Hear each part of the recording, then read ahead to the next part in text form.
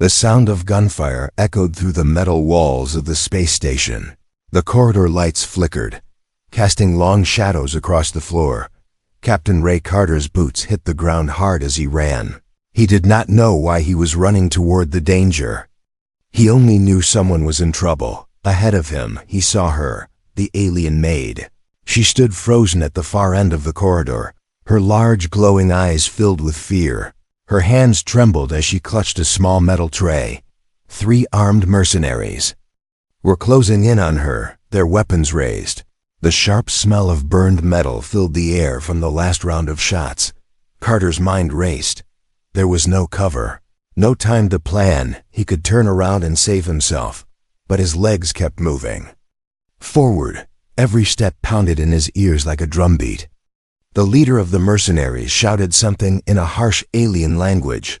The maid shook her head, stepping back until her back hit the wall. There was nowhere left for her to go.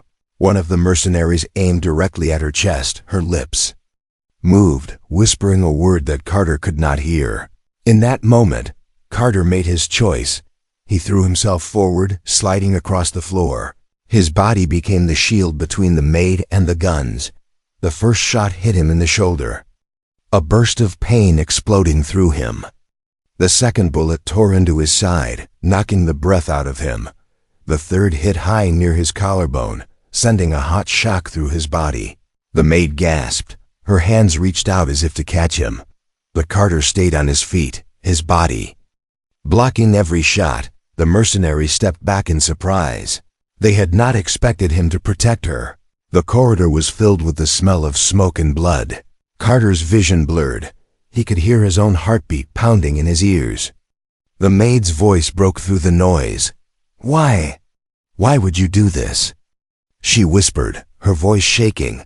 Carter opened his mouth to speak, but his knees buckled and the world tilted sideways. He fell to the floor, the metal cold against his cheek.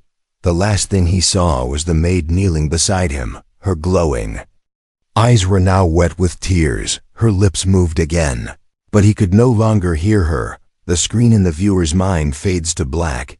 A voice asks softly, "Why would a human risk his life for an alien servant?" The story then begins to pull backward in time, not to the safety of a calm day, but to a place where trouble was already growing, where a quiet alien woman worked in silence, and a human captain began to notice that silence hiding something dangerous. 6 weeks earlier, the city of Thalon Prime bustled under 2 suns. The sky shimmered with the golden light of late afternoon. The streets were alive with merchants, strange smells, and the sound of alien music. In the governor's mansion, the alien maid moved quietly from room to room. She never spoke unless spoken to. She kept her head down when others passed. Many thought she was shy. Others thought she was hiding something. On that day, Captain Ray Carter had arrived to speak with the governor. He was there for a trade mission. He had no reason to notice a simple housemaid, but when she entered the room to serve drinks, her eyes met his for a fraction of a second. And in that second, he saw something, fear, deep and real. It was the kind of fear that does not come from shyness. It comes from knowing that danger is near. Carter almost forgot about her but small things made her stand out. Once, he saw her secretly give food to a street child. Another time, he noticed her slipping away from a group of soldiers, avoiding their gaze, and every time, her glowing eyes flicked around the room, as if checking for someone following her. The city was a strange place, bright and beautiful on the surface, but beneath that surface, Carter began to see shadows, in the form of men who seemed to watch the maid from a distance, shadows in the way the governor's voice tightened when her name came up. Carter told himself it was not his problem. He was here for business, not alien politics. But something inside him refused to let it go. Something told him that whatever danger the maid faced was real, and that one day, he might be the only person standing between her and the people who wanted her gone. That day would come sooner than he thought. And when it came, there would be no time for questions. Only time for a choice to run or a choice to stand in the path of 3 deadly bullets. Asterisk 6 weeks before the gunfire. The world of Thalon Prime looked like a dream. 2 suns shone over silver towers and bright markets. Airships floated between spires, and music from alien instruments echoed through the streets. To most visitors, it was a place of beauty.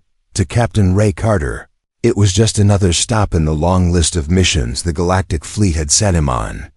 He arrived at the governor's mansion, dressed in a plain navy jacket. His ship was parked at the private dock, its engines cooling in the warm air. Carter had no interest in alien politics. He was here for trade talks. A quick agreement. A handshake, and back to the stars. At least, that was the plan. She appeared without a sound. The alien maid, carrying a silver tray with crystal glasses. Her skin was a soft pale green that shimmered under the light. Her large eyes glowed faintly, like they held their own small stars. She placed the tray on the table, bowed slightly, and turned to leave. But Carter noticed something. She didn't look at anyone directly, not at the governor, not at the guests, not even at him. Yet, for half a heartbeat, their eyes met. It was only a second, but Carter saw something behind those glowing eyes. Not just shyness, but a silent alarm. The governor spoke loudly about trade numbers and supply routes. Carter tried to focus, but his mind kept drifting back to that look. The look of someone who wanted to be invisible, but could not escape being seen. Later, he found himself walking through the back courtyard of the mansion. It was quiet except for the sound of a small fountain. The maid was there, feeding a thin street child through the side gate. Her movements were quick, almost afraid. When she saw Carter watching, she froze. For a moment, they stood in silence. Then she gave the faintest shake of her head, a warning, and disappeared back inside. From that day, Carter began noticing small things. When soldiers entered the mansion, the maid would slip into another room. When certain guests arrived, she would vanish entirely, and always she carried herself like someone waiting for the worst to happen. One evening during a private dinner, Carter overheard 2 guards speaking. Their voices were low, but the words were sharp. Why is she still alive? One asked in a language Carter almost didn't understand. Orders, the other replied. Until the boss says, no one touches her. Carter felt a cold weight in his chest. Who was the boss? And why did they want her gone? Still, he told himself it wasn't his fight. But when he passed her in the hallway the next morning, she glanced at him for the briefest second. And in that glance he saw not just fear, but a plea, as if she already knew that, when the day of danger came, he would be the one standing between her and death. That day was moving closer, even if neither of them knew it yet. And when it came, the choice would not feel like a choice at all. It would feel like something written long before either of them had met. Days passed, but the feeling of being watched only grew stronger. Carter would catch sight of shadowy figures in the marketplace. Always the same kind of men, tall, armored, and wearing mirrored visors that hid their faces.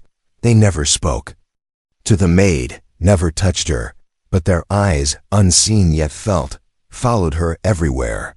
One afternoon, Carter saw her carrying supplies from the market.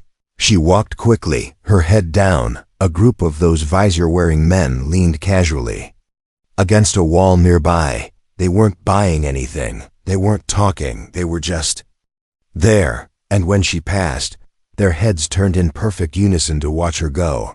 Carter's instincts from years of service screamed at him. This was not random. This was surveillance. Someone was marking her, waiting for the right moment. That night, as Carter returned to his ship, he found something strange in the communication logs. A short burst of code, encrypted. It wasn't from the governor's office. It was a message sent directly to his ship's system, and it had only 3 words. She is marked. Carter ran a trace. The signal vanished into the deep net channels of the city. Whoever sent it knew how to hide, but the meaning was clear. The maid was in danger, and somehow, they knew Carter was connected to her. The next day, Carter went to the governor. He explained what he had seen. The governor's smile was polite but empty. "Captain, he said. "You are here for trade, not for alien street rumors." His tone was sharp, a warning wrapped in diplomacy. Stay out of this for your own good. But staying out was no longer possible. That evening, Carter spotted the maid again. She was walking away from the mansion, carrying nothing but a small cloth bag. He caught up to her in the alley. She looked at him with tired eyes. "I have to go," she said softly. "If I stay, people will get hurt." Her words were heavy. They carried a truth she wasn't ready to explain. Before Carter could respond, a sound echoed from the street behind them. Boots, heavy and fast. The visor-wearing men were coming. The maid's hands trembled. Carter felt the heat of danger in the air. He didn't know the full story yet, but he knew this. The storm was no longer far away. It was already here, and it was hunting her. Step by step, rain fell on the city of Thalon Prime that night. The double moons hid behind clouds, leaving the streets dark and cold. Carter found the maid sitting alone in the maintenance bay beneath the mansion. Her small cloth bag was at her side, soaked from the rain. For a long moment, she said nothing. Her glowing eyes stared at the floor. Finally, in a voice so quiet it almost broke apart, she spoke. "They won't stop until I'm gone." Carter waited. He could feel the weight of what was coming. The kind of truth that changes everything. She told him her real name, not the simple one she used in the mansion. Her name was from an old royal language, one spoken only by the leaders of her world. She was not just a maid. She was the last living witness to a murder that had shaken the galaxy. Months ago, she had seen the crime lord Vara kill a royal official in cold blood. The victim had been her guardian, the only family she had left. She had escaped only because a sympathetic soldier let her slip away in the chaos. Since then, Varroc's men had been hunting her. If she testified before the Galactic Court, his empire would crumble. That was why she hid, why she worked under a false name, why she avoided every soldier and stranger who came too close. Carter felt a slow burn of anger in his chest. The governor's polite smile now made sense. He had been bought. Keeping her safe in the mansion was just a way to control her. And when Varroc gave the order, she would vanish, and no one would ask questions. Her hands shook as she clutched the bag tighter. "I thought I could hide forever," she said. "But they're already here." Carter looked at her. She wasn't asking for help. She was preparing to face it alone. Outside, thunder rolled across the city. The sound of distant engines echoed through the streets. To Carter, it sounded like the storm had arrived, and this time, it wasn't just rain that would fall. The rain had not stopped. It fell in silver sheets against the glass walls of the governor's mansion. Lightning flashed over the city, lighting the sky in bursts of white. Carter stood by the window in his guest room. His instincts told him something was wrong, something was coming. Then he heard it, a faint vibration in the floor, not thunder, engines, small transport ships, moving fast and low. He grabbed his sidearm and stepped into the hall. The lights flickered. The mansion's power grid had just been cut. Downstairs, the heavy front doors exploded inward. Armed figures poured in, their visors reflecting the lightning. The mercenaries moved with cold precision. They were not here for loot. They were here for one person. Carter ran toward the service wing. He found the maid already on the move. Her small bag was in her hand. Her steps quick and silent. When she saw him, her eyes widened. "They're here," she said, her voice trembling. "I know," he replied. "We need to move now." They slipped out through the kitchen and into the rain-soaked courtyard. From the shadows, more mercenaries emerged. Their boots splashed in the puddles, weapons ready. Carter fired 2 shots, forcing them to take cover. "Keep running," he shouted. The maid obeyed, darting toward the outer gate. They made it into the back streets of the city. Narrow alleys twisted like a maze. Every corner echoed with the sound of pursuit. Rainwater dripped from rooftops and ran down the walls. Somewhere ahead, a hidden docking bay waited. If they reached it, they could escape into the night sky. But the mercenaries were closing in. The sound of boots was no longer behind them. It was on both sides. Carter's weapon clicked empty. He cursed it under his breath. The alley narrowed, ending in a metal service corridor. The walls were too high to climb. They were trapped. From the shadows, the gang leader stepped forward. He was taller than the rest, his armor black with red markings. Rain slid down his visor as he spoke. "Give us the alien, Captain," he said in a deep voice. "You walk away, she disappears, and nobody comes looking." Carter stood still. His body blocked the maid completely. His hand gripped the empty gun. "No," he said, his voice steady. The leader tilted his head. "Then you die first." The mercenaries raised their rifles. Rain hissed on the barrels. The air was thick with the scent of ozone. Somewhere in the distance, thunder rolled. Carter's heart pounded once, twice. Then the world exploded in gunfire. The first shot came before Carter could move. The sound cracked through the narrow alley like lightning splitting the sky. He stepped forward without thinking. His body became the wall between the maid and the gunfire. The bullet slammed into his shoulder. A sharp, burning pain tore through him.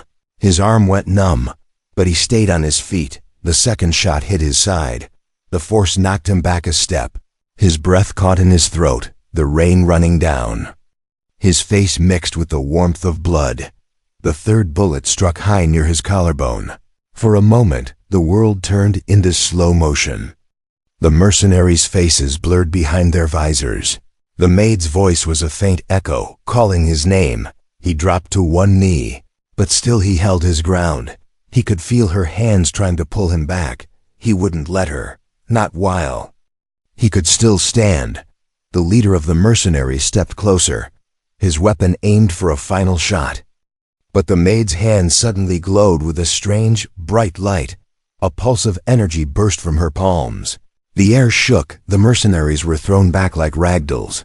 Weapons clattered onto the wet ground. Carter swayed, the alley around him tilted.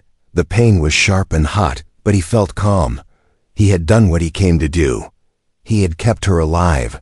The maid knelt beside him, her eyes glowing brighter than ever, tears falling freely. She pressed her hands against his wounds. Her voice trembled in her language, words he couldn't understand. But her tone carried everything, fear, relief, and a strange kind of promise. The last thing Carter saw before the darkness took him was the way her light kept shining in the rain. The first thing Carter felt was the weight of air returning to his lungs. It was warm and heavy, as if he had been underwater for a long time. When he opened his eyes, the world was bright, too bright. A med-bay ceiling stared back at him. The soft hum of machines filled his ears. For a moment, he thought he was still dreaming. But then he saw her, the maid. No, not just a maid anymore. She was sitting in a chair beside his bed, her hands folded in her lap.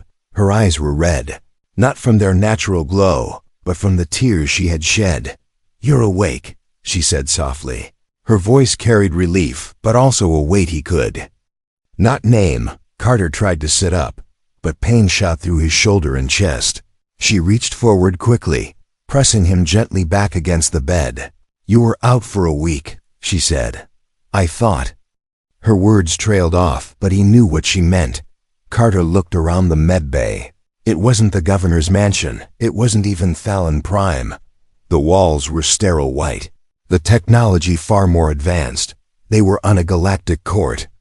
Medical station, she explained it all. After the alley fight, she had used her energy to stop the mercenaries, somehow. She had carried him through the rain to a safe house. From there, all eyes of her guardian had smuggled them off-world. When the court heard her testimony, they moved quickly. Varric's empire fell within days. His ships seized, his accounts frozen. His men scattered like insects when the light hits.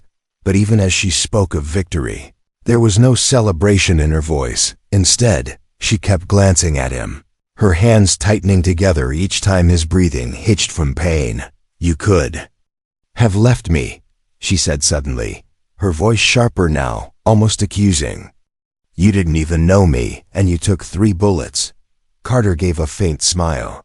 "Some things are worth it," he said simply. Her eyes softened for the first time.